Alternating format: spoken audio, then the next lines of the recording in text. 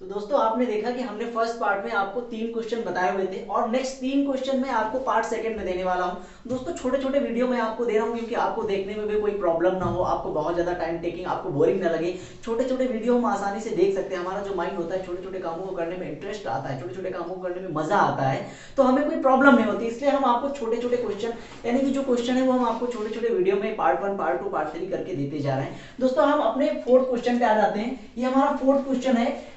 हम क्वेश्चन को लास्ट से सॉल्व करेंगे दोस्तों, क्योंकि अगर लास्ट से सॉल्व करते हैं तो हमें क्वेश्चन को सॉल्व करने में आसानी हो जाती है। यानी कि question number 4, question number 5 and question number 6।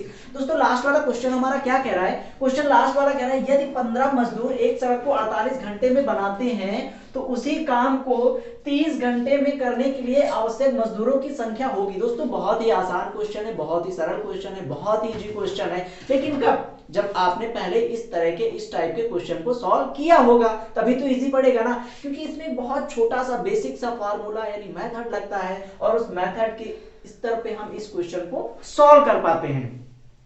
तो सबसे पहले अगर हम बात करें कि इस क्वेश्चन को सॉल्व करने के लिए हमें क्या जरूरत पड़ेगी, तो सबसे पहले हमें जरूरत पड़ती है मैन जो होते हैं m1 d1 h1 बटे w1 बराबर m2 d2 h2 upon w2। अगर हम इस फॉर्मूले का यूज इस क्वेश्चन में यहां करेंगे तो हम आसानी से विद इन 10 सेकेंड में इस क्वेश्चन को सॉल्व कर पाएंगे। जी बिल्कुल आपने सही सुना, विद इन 10 सेकेंड में इस क्वेश्चन को सॉल्व कर सकते हैं। हमने सॉल्व करने के लिए तो मैं आपको 10 सेकेंड में सॉल्व करवा दूं, लेकिन कोई मतलब नहीं है दोस्तों। अगर आप 10 क्वेश्चन को पढ़ते हो और 10 क्वेश्चन को पढ़ने के बाद आपको एक भी क्वेश्चन समझ में नहीं आता है तो आपके 10 क्वेश्चन पढ़ने का कोई मतलब नहीं है। लेकिन अगर आप केवल 2 क्वेश्चन पढ़ते हो और 2 क्वेश्चन आपके माइंड में सेव हो जाते हैं, यानी कि आपको अच्छी तरह से समझ में आ जाता है और दोबारा उन क्वेश्चन को पढ़ने की आपको जरूरत नहीं पड़ती है, तो आपके वो 2 क्वेश्चन बेटर हैं ऑब्लिक 10 क्वेश्चन की वजह से। तो आइए हम चलते हैं।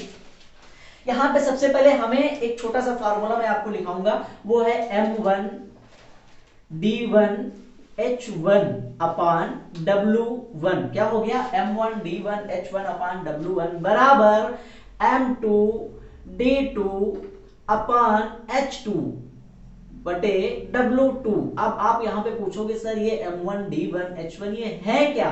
तो अब मैं आपको बताऊंगा। m से हो जाता है मैन। क्या m से हो जाता है? m से हो जाता है मैन। डे, d का मतलब हो गया डे, यानी कि जो भी दिन काम कर रहे हैं। 10 व्यक्ति 10 दिन काम करते हैं, 15 व्यक्ति 15 दिन काम कर रहे हैं। फिर h से क्या हो जाता है? आवर, आवर माने घंटे, यानी कि आदमी, दिन, घंटे, और w1 का मतलब होता है वर्ग। जैसे कि आपसे कह दिया गया कि 5 आदमी 5 दिन में किसी काम को 5 आदमी 5 दिन में एक दीवार, जैसे मान लीजिए कहते हैं 5 आदमी 5 दिन में 10 घंटे काम करके एक दीवार को बनाते हैं, तो दो इसी तरह की 2 दीवारों को बनाने के लिए 10 आदमी 10 दिन में कितने घंटे काम करने की जरूरत होगी।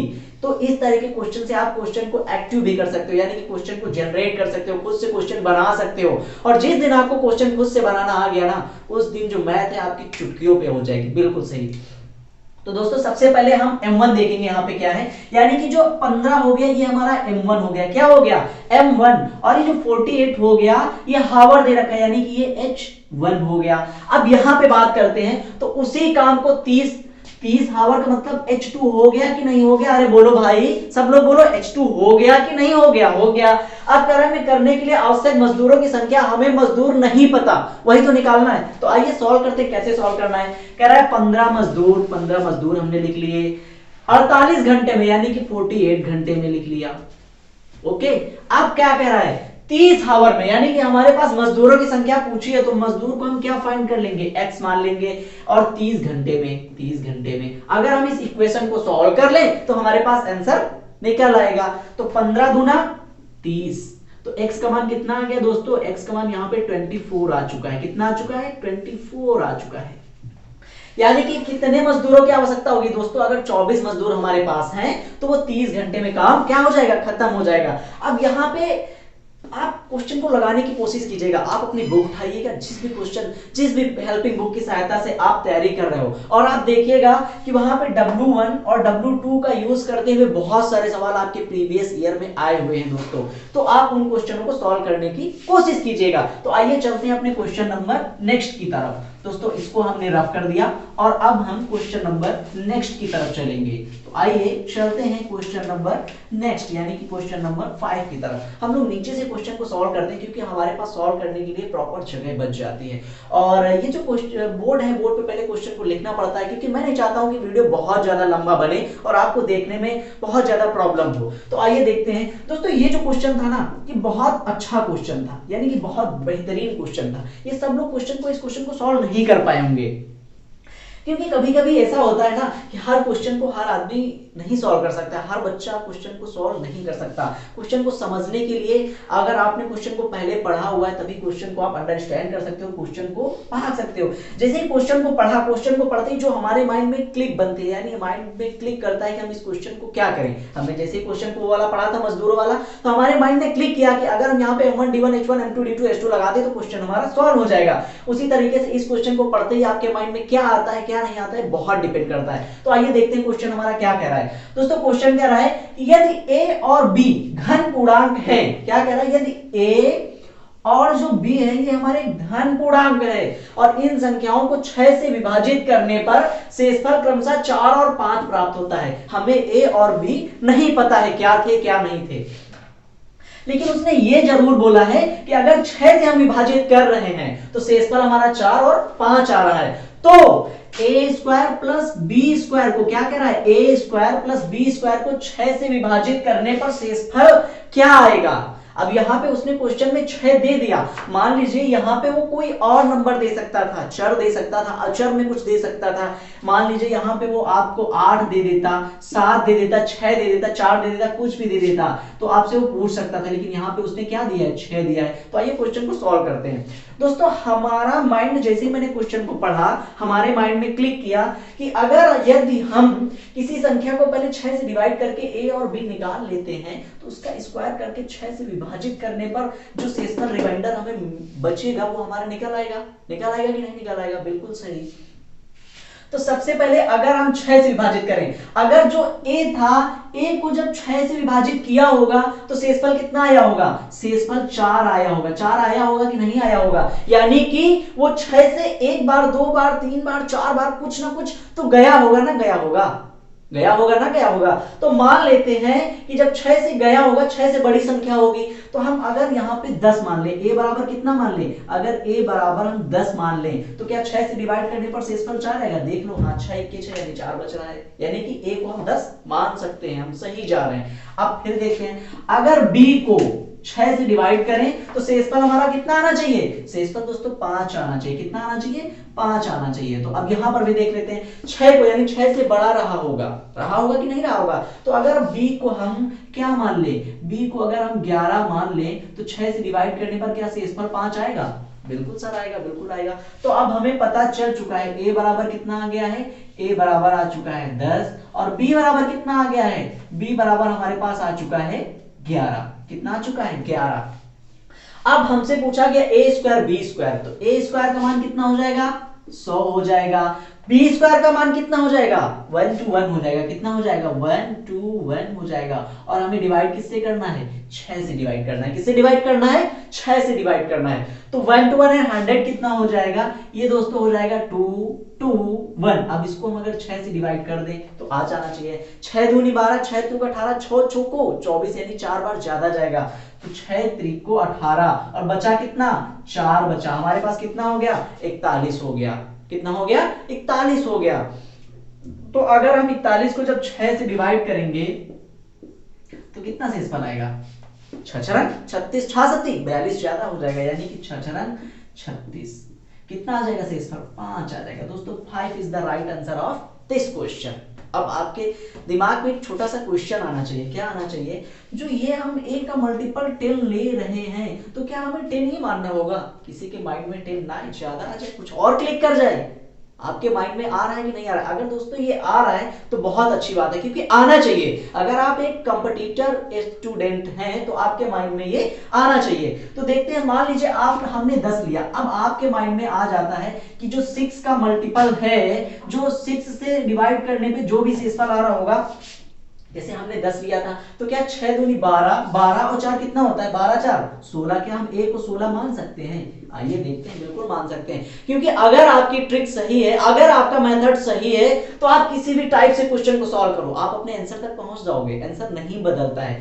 अब फिर वही बात हम b से करेंगे। b को क्या मान लेते हैं? b अगर 5 था, हमने पहले क्या माना था, 6 5 11, क्या माना था, 6 5 11, लेकिन अगर हम मान लेते 6 दूनी 12 5 17 मान लेते हैं, तो मान लीजिए 17 मान लीजिए, इसमें क्या प्रॉब्लम है? बस ये है कि कैलकुलेशन थोड़ी सी ज्यादा होने वाली है।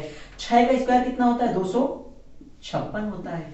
अरे बोलो भाई, होता है कि नहीं होता है? 15 का 225, 6 का 256, और 17 का कितना होता है? 17 का होता है 289। कितना होता है? 289। इनका प्लस किया गया तो प्लस हमें भी करना पड़ेगा। 9 6 15, 8 5 13 1 14, 2 2 4 1 5, कितना आ चुका है? 5 4 5। अब अगर हम इसको 6 से डिवाइड करें, 6 से डिवाइड करना है, 6 9 का 54, यानी कि 5 यहां पर भी तो आ गया, 5 शेषफल बचेगा। अरे बोलो भाई, बचेगा कि नहीं बचेगा? शेषफल कितना आ गया? 5 आ गया। दोस्तों अब इस मेथड से भी हम अपने आंसर पे पहुंच चुके हैं। तो दोस्तों अब हम चलते हैं अपने नेक्स्ट क्वेश्चन की तरफ। दोस्तों इस तरह का कभी भी क्वेश्चन आए, आपको बिल्कुल घबराने की जरूरत नहीं है, आपको जैसे मैंने बताया उसी मेथड से लगाना है, क्योंकि बहुत सारे मेथड आप सीख के जाओगे तो एग्जाम में इतना प्रेशर होता है कि आप उन मेथड को भूल जाओगे। आप बहुत ज्यादा ट्रिक सीख के जाओगे ना, वो सारी ट्रिकें रखी रह जाती है, वो घर पे रखी रह जाती है, एग्जाम हॉल में काम नहीं आती है। आप चाहे जितना ट्रिक को सीख के गए हो, आप चाहे जितना ट्रिक पे बेस वर्क काम करके गए हो, लेकिन वो काम मतलब ट्रिक यूज नहीं होती है। अब हमसे क्या बोला गया है, यदि किसी संख्या का 30%, यदि किसी संख्या का 30% उस संख्या के 3/4, क्या बोला है? 3/4 से 63 कम है, तो वह संख्या क्या है? दोस्तों ये क्वेश्चन हमारा नंबर सिस्टम का है। किसका है? Number system. और नंबर सिस्टम मैथ का एक ऐसा टॉपिक है, मैथ का एक ऐसा चैप्टर है जो हर एक एग्जाम में पूछा ही जाता है, पूछा जाता है, यानी कि नंबर सिस्टम के बिना एग्जाम बनता ही नहीं है। और अगर बात करें हम यूपी टेट की, यूपी टेट में नंबर सिस्टम से कम 3 क्वेश्चन आपको मिलेंगे। कितने मिलेंगे? 3 क्वेश्चन। यानी कि अगर आप नंबर सिस्टम को अच्छे से तैयार कर लेते हैं तो 3 से 4 क्वेश्चन आपको यूपी टेट के एग्जाम में देखने को मिल सकते हैं नंबर सिस्टम के, क्योंकि नंबर सिस्टम पे ही पूरा वर्क चलता है। कैसे चलता है? क्योंकि जो आप 1 से 5 तक के विद्यार्थियों के लिए आप टीचर बनने जा रहे हो, उसमें यह जरूरी होता है कि आपको जो हमारे नंबर्स हैं, नेचुरल नंबर, प्राकृतिक संख्या, चर संख्या, अचर संख्या, जो है इनका आपको सही से ज्ञान है या नहीं है। तो आइए हम इस क्वेश्चन को सॉल्व करते हैं। क्वेश्चन हमारे पास है, यदि किसी संख्या का 30%, हमें संख्या नहीं पता है तो हम क्या मान लेते हैं? x मान लेते हैं। उसका कितना? 30%, 30% हमने कर दिया, परसेंट हटेगा 100 नीचे आ जाता है फॉर्म में। क्वेश्चन जैसा जैसा कहता जाए आप वैसा वैसा करते जाओ, अपने आंसर तक पहुंच जाओगे। फिर क्या कह रहा है? उस संख्या के, उसी संख्या के, किस संख्या के? उसी संख्या के, इस बात को ध्यान रखना है। उस संख्या का मतलब है उसी संख्या के 3/4, 3/4। आपको जितना क्वेश्चन पढ़े उतना आप सॉल्व करते जाए, बिल्कुल आप आंसर तक पहुंच जाएंगे। 3/4 से 63 कम है। कौन 63 कम है? अब ये बहुत ज्यादा जानने की बात है, बहुत ज्यादा आप बहुत ध्यान से समझिएगा, क्योंकि यहाँ पे हम अक्सर गलती कर देते हैं। कभी हम यहाँ पे 3/4 कम कर देंगे, कभी यहाँ पे कर देंगे, तो क्वेश्चन आपका रॉन्ग हो जाएगा। यदि किसी संख्या का 30% मान लिया, उस संख्या के 3/4 से 63 कम है। से का मतलब ये कम है। कौन कम है? ये कम है। अगर ये कम है तो इसको अगर हम 63 जोड़ दें तो ये दोनों बराबर हो जाएंगे कि नहीं हो जाएंगी? अरे बोलो भाई, हो जाएंगी ना। अगर हो जाएंगे तो x की वैल्यू निकालो, हमारा आंसर आ चुका है ना। तो इसको हम सॉल्व कर लेते हैं। कैसे सॉल्व करेंगे? ये हमारा हो जाएगा 3x/10, और ये हमारा इधर माइनस में आ जाएगा 3x/4 बराबर का 63 हो जाएगा। 10 तियां 30x माइनस 12x बटे 40 बराबर 63। अगर 30 से 12 जाएगा कितना बचेगा? 18 बचेगा। 18x बटे 40 बराबर 63। अब इसको काट लेते हैं। कैसे? 9 दूनी 18, 9 सत्ते 63, और 2 से इसको काट दिया 20, यानी कि x बराबर कितना आ गया? 140 is the right answer of this question. तो दोस्तों इस क्वेश्चन का हमारे पास सही आंसर निकल के आ चुका है। कितना आ चुका है? x बराबर 140। दोस्तों अगर हम बात करते हैं इस क्वेश्चन के सेकंड मेथड की, तो सेकंड मेथड भी यही है। बस क्या होता है, वहां पे हम अपने जो ये बहुत ज्यादा मतलब हर बार कैलकुलेशन करते हैं, कैलकुलेशन को कम करेंगे कैसे, किसी संख्या का 30%। अब आपको जो एग्जाम हॉल में करना है उस संख्या के 3/4 से 63 कम है, यानी कि उस संख्या के 3/4 से 63 कम है। डायरेक्ट मैंने इक्वेशन फाइंड आउट यहां से करके x का मान निकाल लो, वही आपका आंसर होने वाला है, वही आपका उत्तर होने वाला है। तो दोस्तों आज के लिए बस इतना ही रखते हैं और हम मिलते हैं अपने नेक्स्ट क्वेश्चन मतलब नेक्स्ट वीडियो में। तब तक के लिए tata bye bye, thank you, Vande Mataram.